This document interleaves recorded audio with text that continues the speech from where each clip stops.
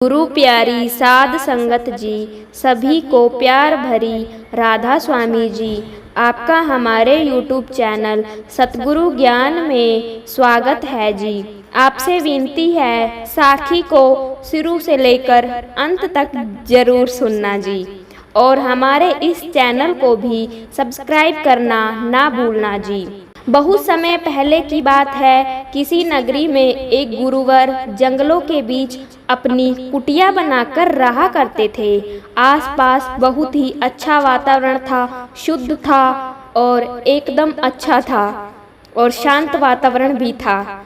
वहाँ जो कोई भी जाता था वह अपना दुख भूल जाता था। उस वातावरण की शांति में एक असीम शांति प्राप्त होती थी, जिससे जो भी कोई वहाँ अपने दुख लेकर जाता वह उसे भूल जाया करता। एक दिन वह गुरुवर अपने कुछ शिष्यों को उपदेश दे रहे थे।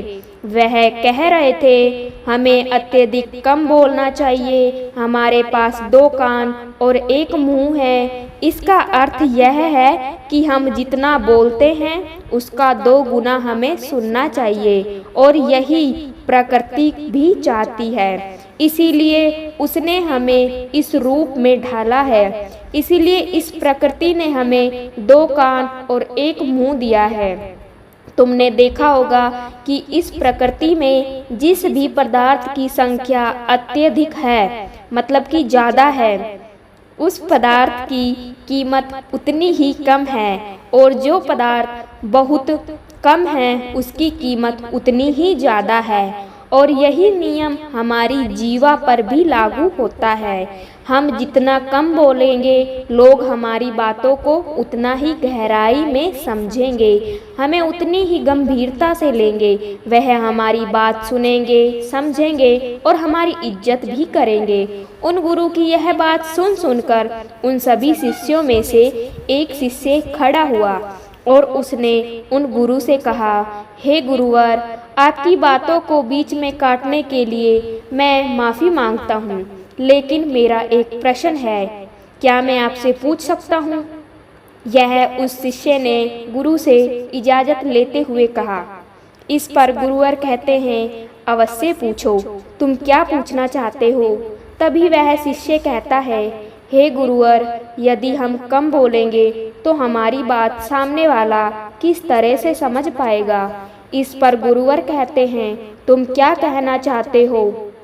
तभी शिष्य उन गुरुवर से कहता है, गुरुवर, मान लीजिए कि मुझे किसी को उपदेश देना है या कोई बात कहनी है, और मैं उस उपदेश या बात को थोड़ा ही बताता हूँ, अर्थात कम बोलता हूँ, तो भला वह बात उन लोगों को किस तरह से समझ में आएगी?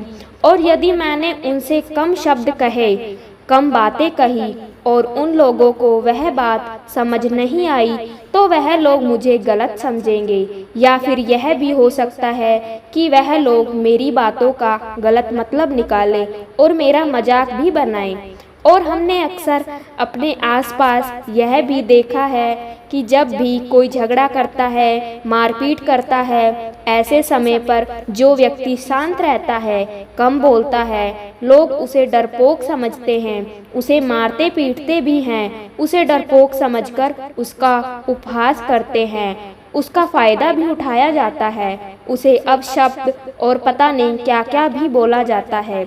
लेकिन वह कम बोलने वाला व्यक्ति उनसे कुछ नहीं कह पाता। इसीलिए हे गुरुवर, तो ऐसे समय पर भी क्या हमारा कम बोलना उचित होगा? तभी गुरुवर मुस्कुराने लगे और अपने उस शिष्य से कहते हैं, मैं तुम्हें एक कहानी सुनाता हूँ। इस कहानी के जरिए तुम्हें तुम्हारे सभी सवालों के जवाब तुम्हें अवश्य मिल जाएंगे। इस कहानी को बड़े ही ध्यानपूर्वक सुनना, इसे समझने का प्रयास करना। बहुत समय पहले की बात है, एक छोटा सा राज्य था। उस राज्य का राजा अत्यधिक धनवान था। उसके पास किसी चीज की कोई कमी नहीं थी। उसके पास धन दौलत बहुत ही ज़्यादा थी।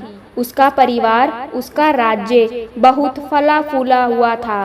प्रजा अपने राजा से बहुत खुश थी। प्रजा हमें अपने राजा का गुणगान किया करती थी। एक दिन राजा भरे राज दरबार में यह ऐलान करता है, यह कहता है कि जो भी व्यक्ति मेरे मन की बात मुझे साफ और स्पष्ट तौर पर बता देगा, मैं उसे 100 सोने के सिक्के इनाम में दूंगा। राजा ने जो ये ऐलान किया था, यह बात पूरे राज्य में फैल गई। राज्य के हर कोने से बड़े बड़े विद्वान, बड़े बड़े पंडित, बड़े बड़े ज्ञानी सभी राज दरबार में उपस्थित होने लगे। कोई कहता कि हे राजन, आप बहुत धनी हैं, आपके पास बहुत धन दौलत है। तो कोई कहता आप बहुत विद्वान हैं। कोई उनकी राज्य की प्रशंसा करता तो कोई उनकी गुण गाता। कोई उनकी प्रजा के बारे में कहता तो कोई इनकी ज्ञान की बातें करता।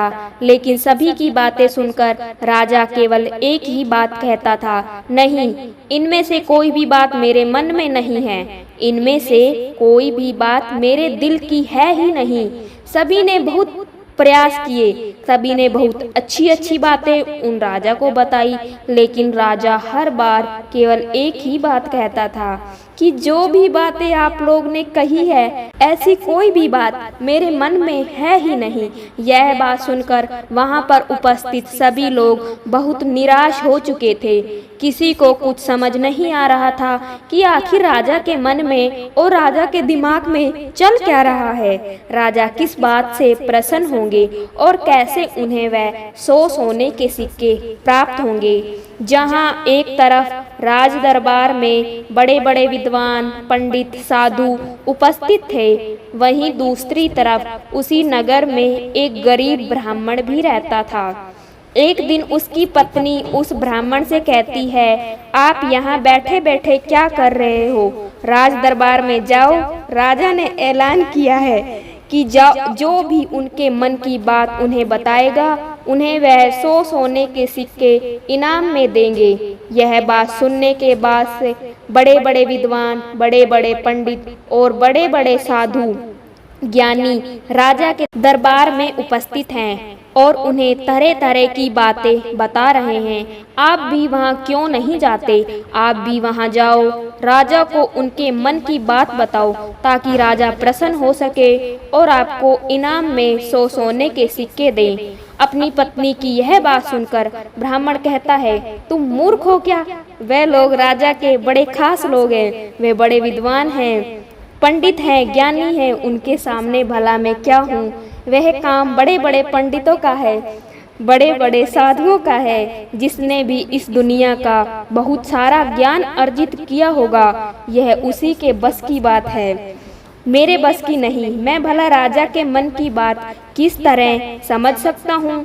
हम गरीब हैं और हमें उस राज दरबार में जाने के लिए भी अनुमति नहीं है। ऐसे में तुम मुझे उस राज दरबार में भेजना चाहती हो? यदि मैंने उनके मन की बात कह भी दी तो वो भला हमें 100 सोने के मोहरे क्यों देंगे? अपने पति की यह बात सुनकर उसकी पत्नी कहती है, ओहो, मुझे कुछ नहीं पता, आप उस राज दरबार में जाइए और जैसा मैं कहती हूँ बिल्कुल वैसा ही कीजिए। जब आप उस राज दरबार में जाएंगे, राजा जब आपकी तरफ देख रहे होंगे, तब आप पूर्व दिशा की तरफ अपनी एक उंगली उठा देना और मुझे पता है कि राजा बहुत समझदार हैं, वह बहुत प्रसन्न हो जाएंगे, वे आपकी बात जरूर समझ जाएंगे और आपको 100 सोने के सिक्के इनाम में दे देगा।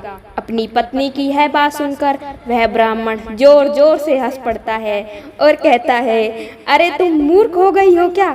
तुम्हें क्या लगता है कि पूर्व दिशा में मेरी एक उंगली उठाने से राजा मुझे 100 सोने के सिक्के दे देगा?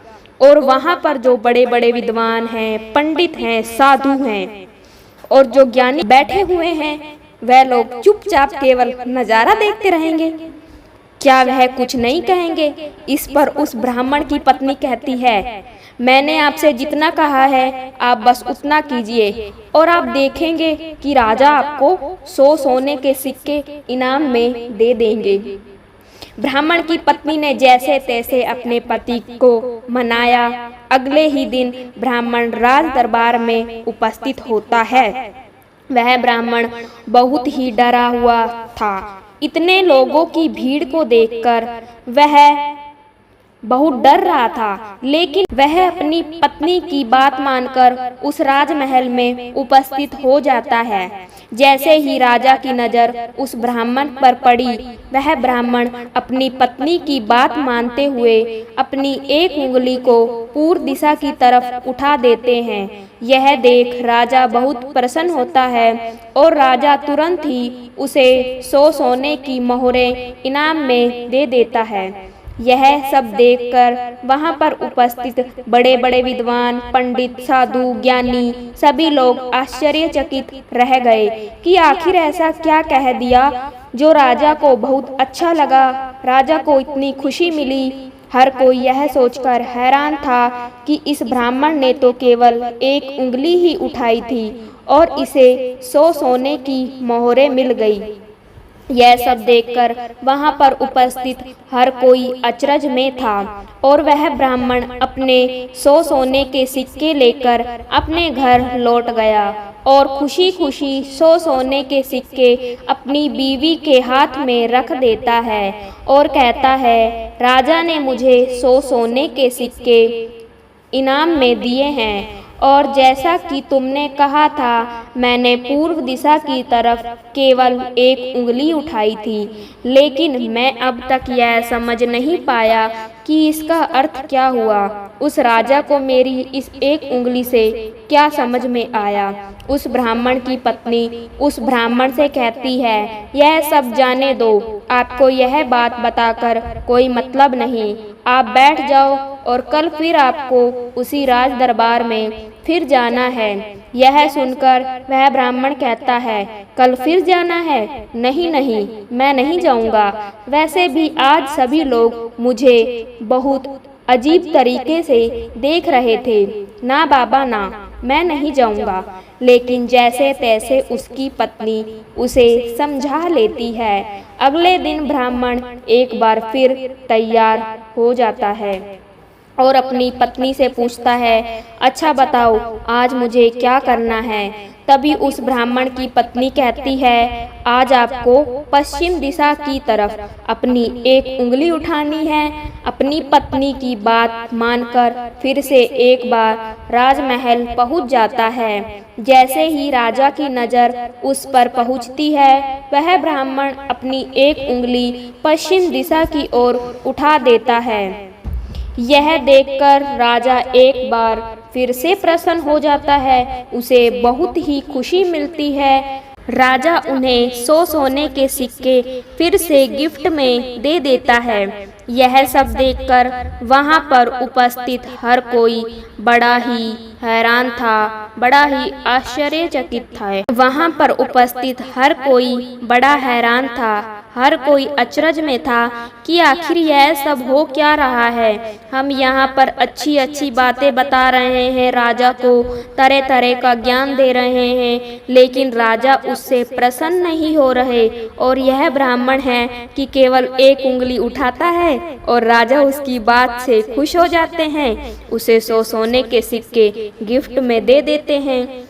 और तो और यह कुछ बोलता भी नहीं, चाप आता है, उंगली उठाता है, इनाम लेता है और चला जाता है। हर कोई केवल बस यही जानना चाहता था कि आखिर उस ब्राह्मण को ऐसा कौन सा ज्ञान है जो उनके पास नहीं। अगले दिन फिर से वह ब्राह्मण राज दरबार में आता है और अब की बार वह अपनी उंगली उत्तर दिशा की तरफ उठाता है और अब की बार भी राजा प्रसन्न होकर उसे 100 सोने के सिक्के इनाम में दे देते हैं।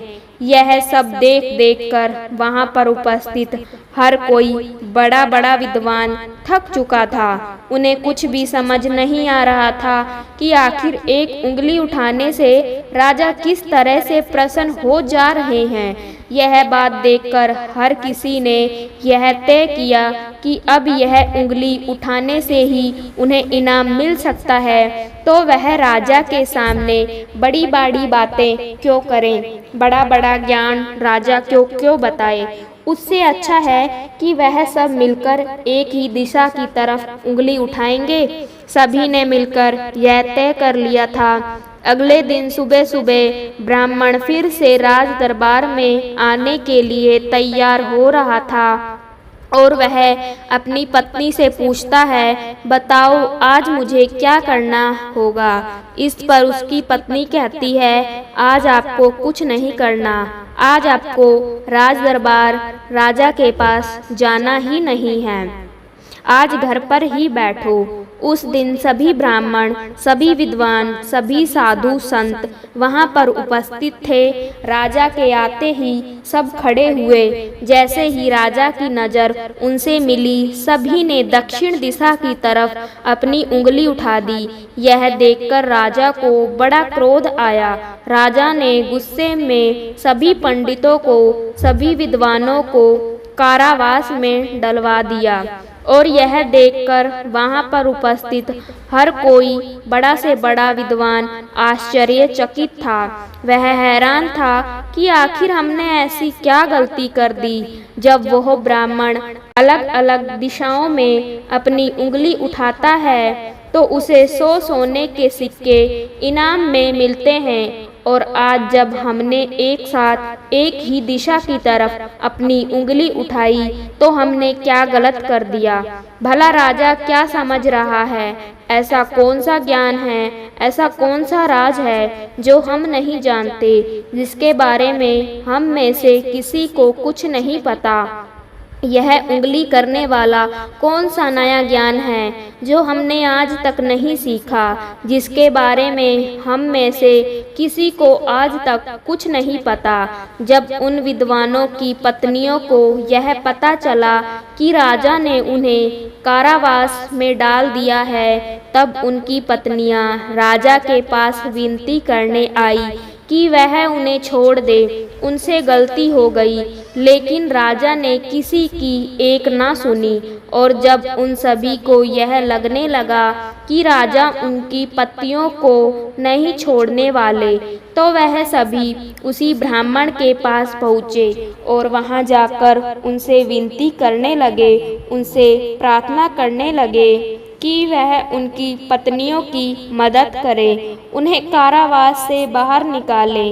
राजा ने उन्हें कारावास में डाल दिया है और हमने उनसे कई बार विनती की, आग्रह किया कि वह उन्हें छोड़ दें, उनसे गलती हो गई, लेकिन राजा ने एक ना सुनी। इसीलिए हम सभी आपके पास आए हैं, कृपया हमारी मदद करें। उस ब्राह्मण और उसकी पत्नी ने सारी बातें ध्यानपूर्वक सुनी। उसके बाद उस गरीब ब्राह्मण की पत्नी राज दरबार जाती है, और जैसे ही राज दरबार में राजा की नज़र उस गरीब ब्राह्मण की पत्नी पर पड़ती है तो राजा अपनी 2 उंगलियां खड़ा करता है, और तभी वह ब्राह्मण की पत्नी अपने पैर पर ताली मारती है। यह देखकर राजा तुरंत ही अपने अधिकारियों को आदेश देता है कि जाओ, उन सभी को कारावास से बाहर निकालो। यह सब देखकर वहां पर जो उपस्थित पंडित थे, उनकी हैरानी का कोई ठिकाना नहीं रह गया था। उन्हें यह समझ ही नहीं आ रहा था कि आखिर यह कौन सी विद्या है, ये कौन सा ज्ञान है। तभी वह ब्राह्मण 1 उंगली खड़ी करता है, कभी राजा 2 उंगलियां खड़ी करता है, और कभी यह ब्राह्मण की पत्नी अपनी टांगों पर ताली पीटती है। आखिर यह सब चल क्या रहा है? आखिर यह सब हो क्या रहा है?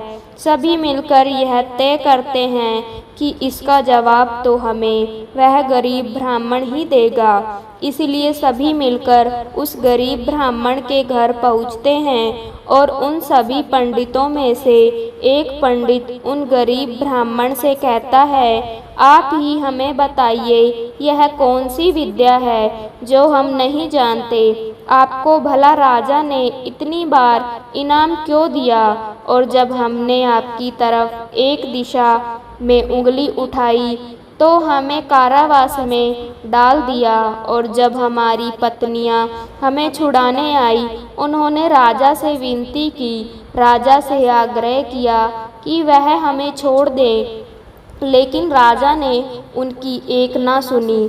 और जब आपकी पत्नी ने उसी राज दरबार में आकर केवल एक आदेश पर उनके इशारे पर राजा हमें कारावास से छोड़ देते हैं। आखिर यह सब हो क्या रहा है? आखिर आपने यह सब कैसे किया? क्या आप हमें भी यह ज्ञान दे सकते हैं? क्या आप हमें भी यह विद्या सिखा सकते हैं? उन सभी की यह बात सुनकर ब्राह्मण उन सभी से कहता है, इसमें मैंने कुछ नहीं किया है। यह सब तो मेरी पत्नी का किया धरा है। यह सब ज्ञान तो उसने ही मुझे दिया है और उसने जैसा मुझसे कहा मैं वैसा करता चला गया। तभी ब्राह्मण की पत्नी उन पंडितों से कहती है, मैंने पहले दिन अपने पति को कहा था कि वह पूर्व दिशा की ओर अपनी एक उंगली उठाए और उन्होंने बिल्कुल वैसा ही किया, क्योंकि राजा का पूरा राज्य पूर्व दिशा में फैला हुआ है। पूर्व दिशा में उनका यह राज्य अटल रहे, अचल रहे। कुछ यही बात राजा के मन में भी चल रही थी, जो राजा के दिल की बात थी। इसलिए राजा प्रसन्न हुए और राजा ने मेरे पति को 100 सोने के सिक्के दिए। दूसरे दिन जब मेरे पति आए तो मैंने उन्हें कहा कि तुम आज के दिन पश्चिम दिशा की तरफ अपनी एक उंगली उठाना, जिसका अर्थ था कि आपका राज्य सूरज के उगने से ढलने तक के बीच में आप ही का राज्य रहेगा। यह बात राजा समझ चुके थे, क्योंकि राजा बहुत ज्ञानी हैं। इसी कारण राजा ने फिर से प्रसन्न होकर मेरे पति को 100 सोने के सिक्के दिए। तीसरे दिन मैंने अपने पति को यह कहा था कि वह उत्तर दिशा की ओर अपनी उंगली उठाए और उन्होंने राज दरबार में बिल्कुल वैसा ही किया। उत्तर दिशा की तरफ उंगली उठाने का अर्थ यह था कि जिस प्रकार इस राज्य के जो पहले राजा थे उनका राज्य अटल था, ठीक उसी प्रकार आपका राज्य भी अटल रहेगा। और यह बात भी राजा के मन की ही थी, जिस कारण राजा ने प्रसन्न होकर खुश होकर उन्हें 100 सोने के सिक्के इनाम में दिए। लेकिन चौथे दिन जब मेरे पति तैयार होकर राज दरबार के लिए निकल रहे थे, तब मैंने इन्हें मना कर दिया। मैंने इन्हें घर पर ही बिठा दिया, क्योंकि मैं जानती थी अब आगे हमें कोई भी सोने के सिक्के नहीं मिलने वाले। उनके मन की जो भी बातें थी वह हमने पहले ही कर दी थी। लेकिन उसी वक्त आप लोगों की मूर्खता के कारण आप सभी ने दक्षिण दिशा की तरफ उंगली उठा दी और इधर तो राजा रावण का राज्य चला गया, उसे मार दिया गया था। इसीलिए राजा ने इसे एक गलत निर्देश, एक गलत संदेश माना और आप सभी को कारावास में डाल दिया। तभी उन सभी पंडितों में से एक पंडित यह कहता है कि यह सब तो ठीक है, लेकिन आपने हमें बाहर कैसे निकाला, जबकि राजा ने तो हमें बाहर निकालने से मना कर दिया था। तभी ब्राह्मण की पत्नी कहती है, जब मैं अपने हाथों में चारा लेकर राज दरबार पहुंची तो राजा ने 2 उंगली खड़ी कर दी और मैं उनका संदेश समझ चुकी थी। इसलिए मैंने अपने हाथों से अपने पैरों पर ताली पीटी, जिसके अर्थ है कि यह तो केवल जानवरों के जैसे हैं, यह तो केवल खाने वाले हैं। राजा का अर्थ यह था कि जानवर तो 2 प्रकार के होते हैं, सींग वाले और बिना सींग वाले, और मेरे ताली पीटने का अर्थ यह था कि यह तो बिना सींग वाले हैं और इनसे आपको कोई नुकसान नहीं, यह तो केवल खाने वाले जानवरों में से हैं, यह आपको कभी भी नुकसान नहीं पहुंचा सकते। और इसी कारण राजा ने आप सभी को कारावास से बाहर निकाल दिया। इतना कहकर उन गुरु ने अपनी यह कहानी यहीं पर समाप्त कर दी और आगे वह अपने शिष्यों को उपदेश देते हुए कहते हैं कि हम कम से कम शब्दों में भी किसी को बड़ा से बड़ा ज्ञान दे सकते हैं। इससे यह भी साबित होता है कि हम कम से कम शब्द बोलकर अपना ज्ञान किसी को भी समझा सकते हैं, लेकिन यहाँ पर एक बात और समझने वाली है। यह है कि जो ज्ञान अर्जित कर रहा है, जिसे हम ज्ञान दे रहे हैं, वह भी उस ज्ञान को समझने वाला होना चाहिए, ज्ञानी होना चाहिए। तभी तो ज्ञान देने का हमारा मकसद पूरा हो सकेगा। अन्यथा हम चाहे कितने भी शब्द बोले, उसे कितना भी समझा लें, उसे कितना भी ज्ञान क्यों ना दे दे, हमारा मकसद कभी पूरा नहीं हो पाएगा, क्योंकि वह हमारी बातें कभी समझ ही नहीं पाएगा। वह तो एक जानवर की तरह होगा जिसे ज्ञान देकर हमारा कोई लाभ नहीं। अज्ञानी को ज्ञान देकर हमें कोई लाभ नहीं। हाँ, यदि आप अज्ञानी को ज्ञान देना ही चाहते हैं तो इसका अर्थ यह नहीं कि आप ज़्यादा शब्दों का उपयोग करें। आप बहुत कम शब्दों में भी उसे ज्ञान दे सकते हैं। आगे गुरुवर अपने सभी शिष्यों से कहते हैं कि हमें अगले जीवन में इन 5 परिस्थितियों में हमेशा चुप रहना चाहिए। जब भी कोई इन 5 परिस्थितियों के समय पर बहुत कम बोलता है या फिर बोलता ही नहीं है, तो ऐसे लोगों को इज्जत दी जाती है, उनका सम्मान किया जाता है, उन्हें एक अलग नज़र से देखा जाता है। लोग उन्हें ज्ञानी समझते हैं क्योंकि उन्हें पता है कब और कहाँ बोलना है और कितना बोलना है। सबसे पहली बात बताते हुए गुरुवर कहते हैं कि जब कोई व्यक्ति तुम्हारी भावनाओं को, तुम्हारे शब्दों को नहीं समझ पा रहा, ऐसी परिस्थिति में इंसान का चुप रहना ही उचित है, क्योंकि हम में से अधिकांश लोग बेवजह ही अपने दुख, अपनी पीड़ा, अपनी तकलीफ़ें लोगों के साथ साझा करने की आदत होती ही है, लेकिन वह यह नहीं जानते कि जिन्हें वह अपनी तकलीफ़ें साझा कर रहे हैं, उन्हें आपकी तकलीफ़ों से कोई मतलब नहीं है। तो आपकी तकलीफ़ों का वह फ़ायदा ही उठाना चाहते हैं।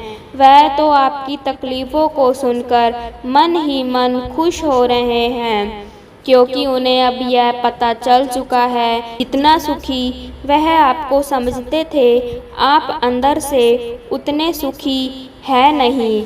आपका सुख चैन लुट चुका है और यह जानकर उन्हें बहुत खुशी होती है। वह बहुत खुश हो जाते हैं और ऐसे समय पर वह आपका साथ भी छोड़ देते हैं, क्योंकि कोई भी एक दुखी व्यक्ति के साथ रहना पसंद नहीं करता। इसलिए जब भी ऐसी कोई परिस्थिति आए, जब आपको लगे कि मुझे अपनी भावनाओं को, अपने शब्दों को किसी के साथ साझा करना चाहिए, तो ऐसे समय पर आप अपने कुछ करीबी खास परिवार के सदस्यों या फिर कुछ ऐसे खास दोस्तों से अपनी बात साझा कर सकते हैं जिन पर आपको पूरा विश्वास हो। और अन्यथा यदि आप किसी और के साथ अपने मन की बात साझा करेंगे तो वह लोग आपको बेवकूफ़ ही समझेंगे और ऐसे समय पर आप केवल मजाक के पात्र ही बनेंगे। दूसरी जगह जहाँ पर हमें चुप रहना चाहिए, जब हमें किसी विशेष मौके के बारे में अधूरी जानकारी हो, किसी विशेष घटना के बारे में जब हम नहीं जानते, जब हमें अधूरा ज्ञान हो, तो ऐसे मौके पर हमेशा चुप रहना चाहिए। हम में से अधिकांश लोगों को यह शौक होता है कि वह अपने ज्ञान का प्रदर्शन करें, लेकिन अधिकांश लोग को आपने देखा होगा कि उन्हें उस विषय के बारे में अधूरा ज्ञान होता है, जिस कारण वह हर समय लोगों के बीच मजाक का पात्र बनते हैं। लोग उनकी खिल्ली उड़ाते हैं, उनका मजाक बनाते हैं और ऐसे व्यक्तियों को लोग कभी गंभीरता से नहीं सुनते, उन्हें कभी गंभीरता से नहीं लेते। जो भी बातें हमने इधर उधर से सुनी हैं, जिनका हमें ज्ञान नहीं है, उन बातों को लेकर हमें भी दूसरों को नहीं समझाना चाहिए, ना ही अपनी बात को दूसरों से मनवाना चाहिए। आगे गुरुवर अपने शिष्यों को तीसरी बात बताते हुए कहते हैं, जब कोई इंसान किसी दूसरे व्यक्ति की बुराई कर रहा हो तो ऐसे समय पर तुम्हें चुप रहना चाहिए, क्योंकि ऐसा व्यक्ति कभी किसी का नहीं होता। तुम जिस नकारात्मक बातों का हिस्सा बनने जा रहे हो, वह नकारात्मक बातें तुम्हारे मन में प्रवेश करती चली जाएगी और धीरे धीरे यह नकारात्मक बातें तुम पर हावी होने लगेगी और फिर तुम भी उसी की तरह नकारात्मक बातें सुनने, सोचने लग जाओगे और करने भी लगोगे। इसीलिए कभी भी इन चीज़ों का हिस्सा ना बने, क्योंकि जो व्यक्ति तुम्हारे सामने किसी तीसरे की बुराई कर रहा है, ऐसा ज़रूरी नहीं कि वह तुम्हारी बुराई उस तीसरे व्यक्ति के सामने ना कर रहा हो। ऐसे व्यक्ति कभी किसी के नहीं होते, पीठ पीछे एक दूसरे की बुराई करते हैं। इसलिए जब भी कोई व्यक्ति तुम्हारे सामने किसी तीसरे व्यक्ति की बुराई कर रहा हो, तो तुम्हें उसकी बात केवल ध्यानपूर्वक सुननी है, लेकिन उस पर कोई भी प्रतिक्रिया नहीं देनी। आगे गुरु अपने शिष्य को अगली बात बताते हुए कहते हैं, जब कोई व्यक्ति तुम पर गुस्सा कर रहा हो, तुम पर चिल्ला रहा हो, तुम्हारा अपमान कर रहा हो, तुम्हें भला बुरा बोल रहा हो, ऐसे वक्त पर तुम्हें शांत रहना चाहिए, चुप रहना चाहिए, क्योंकि तुम्हारे मौन से बड़ा और कोई हथियार नहीं। तुम चुप रहकर उसके सभी सवालों का जवाब उसे दे सकते हो, और तो और तुम चुप रहकर उसके गुस्से को शांत करने में उसकी मदद भी कर सकते हो, और ऐसा करने से तुम इस परिस्थिति को और बिगाड़ने से बचा सकते हो। और देखना, जब गुस्सा करने वाला व्यक्ति शांत होगा, जब उसका गुस्सा शांत हो जाएगा, तो उसे अपनी गलती का एहसास भी होगा और वह तुमसे माफ़ी भी मांगेगा। इसलिए तुम्हें ऐसी जगहों पर चुप रहना चाहिए, किंतु तुम्हें हर जगह पर चुप भी नहीं रहना चाहिए। जब तुम्हें लगे कि कोई व्यक्ति गलत कर रहा हो, तो उसका विरोध करो, शांत मत रहो, क्योंकि यदि तुम ऐसी परिस्थिति में चुप रहोगे तो वह तुम्हें कमज़ोर समझेगा, तुम्हें डरपोक समझेगा और तुम्हारी इस कमज़ोरी का फ़ायदा भी उठाएगा। गुस्से का यह जो तरीका है, यह केवल अपनों के साथ ही अच्छा है, जैसे तुम्हारा परिवार, सगे संबंधी, तुम्हारे खास दोस्त, लेकिन हर इंसान के सामने तुम्हें ऐसे नहीं रहना। यदि तुम्हारे साथ कोई गलत कर रहा हो, तो इसका जवाब तुम्हें उसे अवश्य देना चाहिए। आगे गुरुवर अपने शिष्य को पांचवी बात बताते हुए कहते हैं कि जब कोई व्यक्ति अपने मन की बात, कोई घटना या कोई दुख भरी बातें तुम्हारे साथ शेयर कर रहा हो, तो ऐसी स्थिति में हमें चुप रहकर ध्यानपूर्वक उसकी सारी बातें सुननी चाहिए। आपने तो देखा ही होगा, जब हम अपनी परेशानी किसी के साथ साझा कर रहे होते हैं, उसी वक्त हमारा कोई ऐसा मित्र या फिर कोई ऐसा सगा संबंधी अवश्य होता है, जो हमें बात पूरी करने से पहले ही हमें समाधान देना शुरू कर देता है। और जब कोई ऐसा करता है तो हमारे मन में गुस्सा उत्पन्न होता है, क्रोध आता है, हम उस व्यक्ति से बात तक करना पसंद नहीं करते। जबकि ऐसी परिस्थिति में हमें शांत रहना चाहिए, क्योंकि सामने वाला हमसे यही उम्मीद करता है हम शांत रहकर उसकी सारी बातें ध्यानपूर्वक सुने, जिससे जब वह अपनी बात पूरी करे तो उसे शांति का अनुभव हो। और जब हम ऐसा करते हैं तो उसके मन में हमारे लिए और भी इज्जत बढ़ जाती है। वह यह जान पाता है कि कोई तो है जो हमारी बातें सुनता है, हमें समझता है, जिससे वह तुम्हारी और भी इज्जत करता है, वह तुम्हारा और भी सम्मान करने लगता है। इसीलिए ऐसी परिस्थितियों में हमें चुप रहना चाहिए। इतना कहकर गुरुवर आगे कहते हैं कि इन 5 स्थितियों को हमेशा याद रखना और यहाँ पर इंसान को हमेशा कम ही बोलना चाहिए, मौन रहना चाहिए, क्योंकि इंसान एक दुकान की तरह है और इसका ताला है हमारी जीवा, और जब इस ताले से हमारी दुकान खुलती है अर्थात हमारे अंदर की बातें जब बाहर आती है, तभी पता चलता है कि इंसान अंदर से कोयले का है या फिर सोने का। इसीलिए कम बोले लेकिन अपने शब्दों की कीमत बढ़ा दे, और यह तभी होगा जब आप हर परिस्थितियों में सोच समझकर बोलेंगे, कम बोलेंगे और उचित बोलेंगे। बाबा जी की प्यारी साध संगत जी, उम्मीद है कि आपने आज की इस वीडियो से ज़रूर कुछ न कुछ सीखा होगा। यह साखी अगर आपको सच में अच्छी लगी हो तो कमेंट में राधा स्वामी ज़रूर लिखिए, और साथ साथ अपने शहर का नाम भी ज़रूर लिखिए, जिससे हम जान सकें कि बाबा जी की साखी कहाँ कहाँ से सुनी जा रही है। और ऐसी ही प्रेरणादायक साखी सुनने के लिए चैनल को सब्सक्राइब ज़रूर कीजिए, जिससे कि इस चैनल पर अपलोड की गई साखी आप तक पहुंचती रहे। राधा स्वामी जी।